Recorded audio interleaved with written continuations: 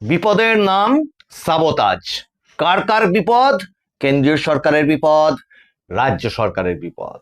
আর এই নতুন যে বিপদটি, সেই বিপদটি বা সেই উপসর্গটি বা সেই রোগটি, সেটি যে খুব নতুন একটা রোগ তা নয়, কিন্তু যুগ যুগান্তর ধরে রাজনীতিতে প্রাচীনকালে সেখানেও সেই সাবোতাজ ছিল।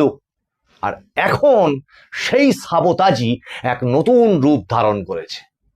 সদ্য আমরা বেশ কয়েকটি ঘটনায় তার প্রমাণ পেয়েছি। আজকে এই সাবোতাজ ঠিক কতটা মাত্রায় আগামী দিনে কি করতে পারে সেইটির যে সুলুক সন্ধান বা বলা যায় অনুমান, সেইটি আপনাদের সকলের সামনে তুলে ধরছি এবং একই সঙ্গে সরকারেরও দৃষ্টি আকর্ষণ করছি। কারণ এই সরকার বড় সাধের সরকার, বহু চোখের জলের বিনিময়ে, বহু কষ্ট দুঃখ যন্ত্রণার বিনিময়ে গঠিত এই সোনার বাংলার সরকার। তাহলে তার যদি আগাম কোনো রকম বিপদের সম্ভাবনা থাকে এবং সেটা যদি কারোর পক্ষে এতটুকুও অনুমান করা যায়, অবশ্যই উচিত সেটা সকলের সামনে তুলে ধরা, সরকারের সামনে তো বটেই। নমস্কার, মানুষের ভাষায় আপনাদের সকলকে স্বাগত। এই বিশেষ এপিসোড আমি প্রবীর রায়চৌধুরী আপনাদের সাথে। খেয়াল করুন, টুকরে টুকরে গ্যাং যেটাকে আমি বলে থাকি, আমি শুধু কেন, অনেকেই বলে থাকেন সংবাদ মাধ্যমের, সেই টুকরে টুকরে গ্যাং আজকে নিজেরাই টুকরো টুকরো হয়ে গেছে। সেটা কংগ্রেস বলুন, অস্তিত্বহীনতায় ভুগছে। পার্লামেন্টে দাঁড়িয়ে শিক্ষা নিয়ে যে ইস্যু, সেই ইস্যু নিয়ে কথা বলতে গিয়ে রাহুল গান্ধী প্রায় শিক্ষা নামক ইস্যুটাকে ছুঁলেনি না। আবোল তাবোল অসংসদীয় এক কাঁড়ি কথাবার্তা ভরে যখন তার বক্তব্যটা বাধাপ্রাপ্ত হলো, সেই বক্তব্য তিনি আর শেষই করতে পারলেন না। তার কারণ এনডিএ অনার থাকলো যে ওই ধরনের অপমানজনক অসংসদীয় কথাগুলো তো উইথড্র করতে হবেই, তার সাথে এটাও উইথড্র করতে হবে যে ওই যে গুলি চালানোর ঘটনা ঘটেছে জান্তার মান্তারে যদি ঘটে থাকে, সেটা নাকি অমিত শাহের নির্দেশে বা স্বরাষ্ট্রমন্ত্রীর নির্দেশে ঘটেছে, যেটা উনি বলেছেন সেটা ক্ষমা চাইতে হবে এবং উইথড্র করতে হবে। স্পিকারের কাছে তারা গেছিলেন এবং সেখানেও এনডিএ অনর থেকেছে। পরবর্তীকালে সরকার তার বিবৃতি দিয়েছে এবং পার্লামেন্টের মনেই চলছে, বিলও পাস হচ্ছে পটাপট। সামনে আসতে চলেছে এফসিআর, ডেলিমিটেশন, নারী শক্তি বিল, এগুলো তো হবে, সেটা ঠিক আছে, আলাদা প্রশ্ন। কিন্তু খেয়াল করুন, এই টুকরে টুকরে গ্যাংয়ের আর যে সমস্ত অংশগুলো, কেজরিওয়াল পাঞ্জাবে, সেখানে পেপার লিক হলো। আর সেই পেপার লিকে উল্লেখযোগ্যভাবে যারা প্রতিবাদের আসরে নেমে যাবে বলল, তার নামও কংগ্রেস, রাহুল গান্ধী। তারা বললেন এবার এখানে না, এবার পাঞ্জাবে গিয়ে কেজরিওয়াল বা আপের বিরোধিতা করবে। অ্যাকচুয়ালি আমি যেটা বলেছিলাম আপনাদেরকে, যে মূল যে ইস্যুটাকে সামনে রাখতে চেয়েছিল, সেই সুকুমার রায়ের খুঁড়োর কলের মতো সেই ইস্যুটা হাইজ্যাক হয়ে গেছে। এখন সেই ইস্যুটা, এ বলে আমার ইস্যু, ও বলে আমার ইস্যু, এ বলে আমি এর অ্যাডভান্টেজ পেলাম না, ও বলে আমি তো এর অ্যাডভান্টেজ পেলাম না। ফলত যেটা হয়, হর্ষবর্ধন এবং গোবর্ধন মুখোমুখি এবার কলার ধরাধরি শুরু হয়ে গেছে। যাই হোক, এখন এই টুকরে টুকরে গ্যাংয়েদের মূল উদ্দেশ্যের যে জায়গাটা, এরা ইস্যুলেস, এরা রাজনীতিতে এই মুহূর্তে ইস্যুলেস হয়ে পড়েছে। এবং নিটের পেপার লিক প্রথম পর্যায়ে সেটা হচ্ছে তাদের একটা ইস্যু ছিল, যেটা তারা ধরতে পারেনি। পরবর্তীতে রিনিট হয়, তখনও তারা সেটা তুলতে পারেনি। পরবর্তীতে সেই নিটের পরীক্ষা হয়, পরীক্ষার রেজাল্ট বেরিয়ে যায়, তখন তাদের মনে পড়ে যে না, সামনে তো 20 তারিখ থেকে পার্লামেন্ট আছে, তাহলে ওই এক ঢিলে দুই পাখি মারি। ওই সময় নিটের পেপার লিক কেন হয়েছে, ধর্মেন্দ্র প্রধান পদত্যাগ করো ইত্যাদি করে সেই আওয়াজটা তুললো। এখন আমি তো বলেছিলাম যে যারা কিনা ধর্মেন্দ্র প্রধান ব্র্যাকেটে, বোঝানোর জন্য বলছি, পদত্যাগ চাইতে পারে, তাহলে সেই একই ব্যক্তিরা নরেন্দ্র পদত্যাগও চাইতে পারে। তাহলে এই যে রাজনৈতিক যে কৌশলটা, এর পিছনে কি আছে? সাবোতাজ, যে যেন তেন প্রকারেণ পরিবেশ অশান্ত করে রেখে দাও এবং পার্লামেন্টকে অচল করো। সরকারকে বিপর্যস্ত করে দাও, সরকারের ফেস লস করো, এবং এমন ভাবে যখন মানুষের মনের মধ্যে আস্তে আস্তে আস্তে আস্তে দাগ কাটতে শুরু করে দেবে, তাই এরকম করেছে সরকার।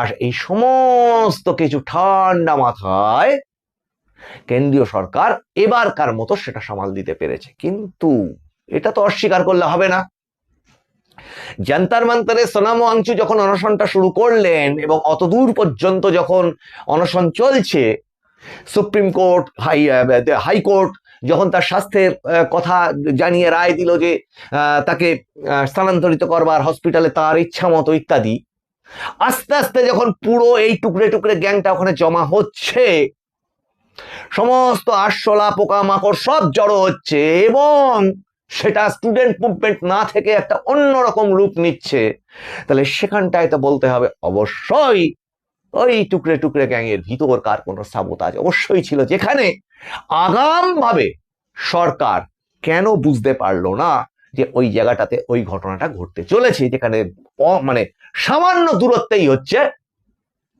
লোকসভা বা পার্লামেন্ট। এবার আসুন বারুইপুর কাণ্ড। বারুইপুর কাণ্ড এমন ভাবে ঘটানো হলো, তার প্রেক্ষিত এমন ভাবে তৈরি করা হলো, যা থেকে ভয়ঙ্কর কিছু রাজ্যব্যাপী ঘটে যেতে পারত, এবং তার ইন্ধন দিতে শুরু করলো ওই টুকরে টুকরে গ্যাংয়ের একটা অংশ। এই টুকরে টুকরে গ্যাংকে তো আমি বলি বারবার, তৃণমূল কংগ্রেস, বাম, সমাজবাদী পার্টি, কেজরিওয়াল, উদ্ধব ঠাকরে, তেজস্বী, এইসব মিলে এই টুকরে টুকরে গ্যাং। এরা প্রত্যেকটি রাজ্যে পরাজিত, আর কংগ্রেস নিজেও জানে সংখ্যা তার পক্ষে নেই, আর দেশ তার আস্থা কংগ্রেসকে দিতে এখনো রাজি না। আস্তে আস্তে সে আস্থা আরো মুছে যাচ্ছে। কিন্তু বারুইপুর কাণ্ড এটা চোখে দিয়ে দেখিয়ে দিয়েছিল প্রশাসনের কাছে সাবোতাজ কোথা থেকে হতে পারে। এই অনুসন্ধান তো আরো ডিপ লেভেলে গিয়ে করতে হবে, তার কারণ ভুলে গেলে চলবে না যে এই যে নতুন সরকার, এই নতুন সরকার আসার ফলে রাজনৈতিক ক্যারিয়ারের দিক থেকে অস্তিত্বহীন হয়ে পড়েছে যারা, তারা হচ্ছে ওই টুকরে টুকরে গ্যাংয়ের এই পশ্চিমবঙ্গ সংস্করণের মাথাগুলো। তারা অস্তিত্বহীন হয়ে পড়েছে, নিঃসঙ্গ হয়ে গেছে, ভেঙে টুকরো টুকরো হয়ে গেছে। বিষয় হচ্ছে এদেরই বিভিন্ন বিভিন্ন অণু পরমাণু অংশ কেন বলছি সাবোতাজ করতে পারে, কোন সেই যন্ত্র? এই মমতা বন্দ্যোপাধ্যায় যিনি মুখ্যমন্ত্রী ছিলেন, ওই প্রশাসনের বিভিন্ন কোনায় কোনায় বসে আছে সেই সমস্ত শস্যের মধ্যেকার ভূত। আইপ্যাকের লোক এখনো, তখন কাজ করতেন, এখনো সেখানে বসে আছেন। এখনো অসাধু বিভিন্ন ধরনের কর্তা ব্যক্তিরা তাদের মতো করে সেখানে সেখানে বসে কাজ করছেন। মাননীয় মুখ্যমন্ত্রী শুভেন্দু অধিকারী সহ ক্যাবিনেট এবং প্রশাসন এবং সরকার ঝাড়াই বাছাই পর্ব চালাচ্ছেন, কিন্তু কখন কি ঘটে যায় কিচ্ছু বলা যায় না। আর ওই ধরনের স্বৈরাচারী খামখেয়ালি যে নেত্রী ছিলেন, তাকে বিশ্বাস এই পশ্চিমবঙ্গের মানুষ করেনি, তাকে আর বিশ্বাস কেই বা করে। আর খলকে যে বিশ্বাস করে, তার থেকে কিন্তু বিপদ আসে। বিষধর সর্পকে বিশ্বাস করতে নেই, তেমনি এই ধরনের বিষধর বা রাজনৈতিকভাবে ক্ষতিকর ব্যক্তিত্বদের বিশ্বাস করতে নেই। এখন সরকারের ভালো কোথায়, কল্যাণ কোথায়, সেটুকু কথা তো আমাদের আশঙ্কা হলে আমরা অবশ্যই বলবো। এখানে এই যে কোনায় কোনায় বসে আছে এই ধরনের শস্যের মধ্যেকার ভূত বা সাবোতাজ কর্মে এক্সপার্ট মানুষরা, তাদের কাজটা কি? মূলত কাজ টাকা খাওয়া, টাকা টাকা এবং টাকা। এটাই তো ছিল Trinamool. Trinamool is equal to টাকা, আর তো কিচ্ছু নয়। তৃণমূল ইজ ইকুয়াল টু লুট, চুরি এবং টাকা। সেই জায়গাটাকে ভাবতে গেলে আজকে গেরুয়া মেখে বিভিন্ন জায়গায় শুরু হয়ে গেছে নতুন নতুন রূপের তোলাবাজি, যেখানে কষ্ট সহ্য করা মানুষ অভিযোগ, বিভিন্ন রকম যন্ত্রণার অভিযোগ, সেটা ভোট পরবর্তী হিংসা হোক, 21-এর তোলাবাজি হোক, কাটমানি বিপর্যস্ত হোক, লুট হয়ে যাক, অথবা কোনো ক্রাইম হোক, সেটা ঈশ্বর না করুক আর কারোর সাথে যেন না ঘটে, অভয়া কামদুনির এই হাঁসখালি ধরনের ঘটনা, সেই সমস্ত আরো যে সমস্ত ঘটনার অভিযোগ তারা জানাতে পারেননি, তার জন্য মুখ্যমন্ত্রী শুভেন্দু অধিকারী গঠন করেছেন দুটি কমিশন, একটা জাস্টিস বিশ্বজিৎ বসুর নেতৃত্বে, আর একটা মানে নারীদের উপর যে নির্যাতন হয়েছে সেইগুলোকে রেজিস্টার করবার জন্য, অ্যাড্রেস করবার জন্য আর একটা কমিশন। তাহলে সেই কমিশনগুলোতে যে মানুষ অভিযোগগুলো জানাবে সেগুলো তো খাঁটি এভিডেন্সের ভিত্তিতে জানাবে, এবং যেখানে মুখ্যমন্ত্রী এটাও বলেছেন ডিজিটাল এভিডেন্সকেও সেখানে স্বীকৃতি দিতে হবে। কিন্তু এফআইআর করে দেওয়া, দিয়ে আবার থানার সাথে চুক্তি করে যে এফআইআর করে দেব, তুমি ওকে ছেড়ে দেবে, আমি ওর থেকে 2 লাখ টাকা বার করে নেব। দোকানে দোকানে গিয়ে আগে তৃণমূল নেতা যেভাবে তোলা চাইতো, আবার নতুন করে মাসের শেষে বিজেপি সেজে গিয়ে তার ডবল টাকা তোলা চাওয়া, বিভিন্ন রকম ব্যবসাদারদের কাছ থেকে এই ধরনের অভিযোগ কিন্তু উঠে আসছে। আর মাননীয় মুখ্যমন্ত্রী শুভেন্দু অধিকারী তোলাবাজি, কাটমানি, সিন্ডিকেট বিভিন্ন সংক্রান্ত বিষয়ে তোমাদের কন্ট্রোল রুম খুলে তার হেল্পলাইন নাম্বার দিয়েছে। কিন্তু এখানে মার্জনা করবেন সরকারকে পর্যন্ত বলছি, হেল্পলাইন নাম্বার হচ্ছে অত্যন্ত সাধু উদ্যোগ, কিন্তু ক্ষতিগ্রস্ত মানুষ ওই আগে যেমন ভাবতো, ভাবনাটা কিন্তু পরিবর্তন করতে সময় লাগবে। ওই হেল্পলাইন নম্বরে যে ফোন করে দেব, তাহলে এলাকায় যে আমার কাছে তোলাটা নিতে আসছে বা যে হুমকিটা দিচ্ছে, যদি জানতে পারে তার নাম বলা হয়েছে বা এই কমপ্লেনটা জানানো হয়েছে, তাহলে তো আমার নিয়েছে, তাহলে আমার তো ওই আমাকে সর্বনাশ করে ছাড়বে। তার জন্যেই কিন্তু এই হেল্পলাইন নাম্বারগুলোতে, সারা ভারতবর্ষব্যাপী বিভিন্ন হেল্পলাইন আছে, কিন্তু হেল্পলাইন নম্বরে কমপ্লেন যায় না। তার কারণ প্রত্যন্ত অঞ্চলের মানুষের কাছে সেই হেল্পলাইন নাম্বারগুলো রাস্তায় রাস্তায় ডিসপ্লে করা, বিভিন্ন জায়গাতে তার প্রচার, এই জায়গাটা কিন্তু থাকে না যে আচ্ছা ঠিক আছে এই নাম্বার 112 এই করলে এই পাওয়া যায়, বা এই নাম্বার 100 এই করলে এই পাওয়া যায়।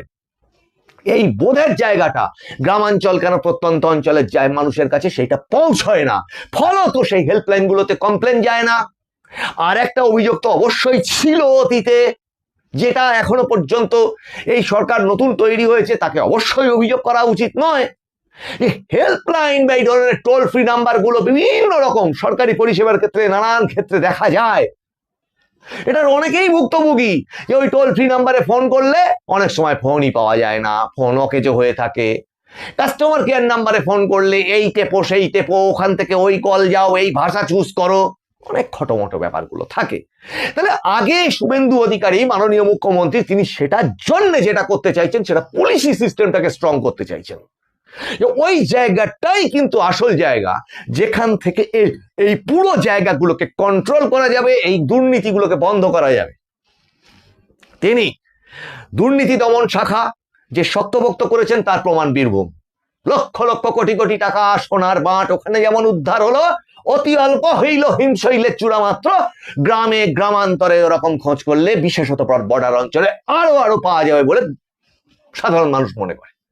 আর সবশেষে এটা বলি যে এই ধরনের তোলাবাজি আর কাটমানিতে যারা যারা যুক্ত থাকছেন এইবার, তারা ভাবছেন কাজটা তো একই, ওই যাকে বলে স্বভাব যায় না বলে ইজ্জত যায় না ধুলে, এটা নির্লজ্জ, মান সম্মান ইজ্জত তো জলাঞ্জলি কবেই দেওয়া হয়ে গেছে, দোকান কাটা রাস্তার মাঝখান দিয়ে হাঁটে।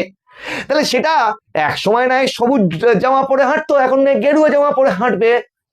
এই জায়গাটা বিশেষভাবে নজর দেওয়াটা খুব জরুরি।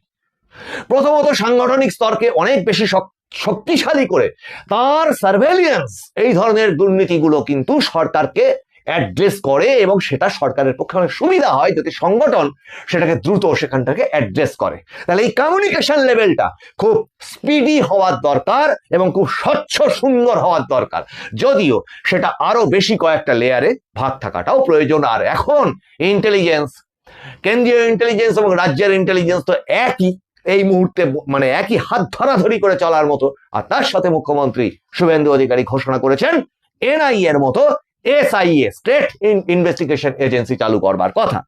যে আশা আমরা রাখছি, আশা আমাদের রাখতে হবে, কিন্তু এই যে ঘুণ পোকারা চাকিয়ে উঠছে, ভাবছে এই নতুন একটা পরিবেশ, সেখানে আমরা আবার একটা নতুন চুরি, লুট, সিন্ডিকেট, কাটমানির ইকোসিস্টেম তৈরি করে ফেলি, তাদের সাবধান হওয়া দরকার। শুধু দর্শকবৃন্দ, আপনাদের মতামত আপনারা লিখুন এবং আপনারা একটু সাবস্ক্রাইব করুন, লাইক করুন, শেয়ার করুন এবং নোটিফিকেশনটাকে অন রাখুন। আপনাদের সঙ্গে আবার দেখা হবে সামনের এপিসোডে। আপনারা নজর রাখুন মানুষের ভাষার পর্দায়, কারণ মানুষের ভাষা সবার মনের কথা বলে। বন্দে মাতরম। নমস্কার।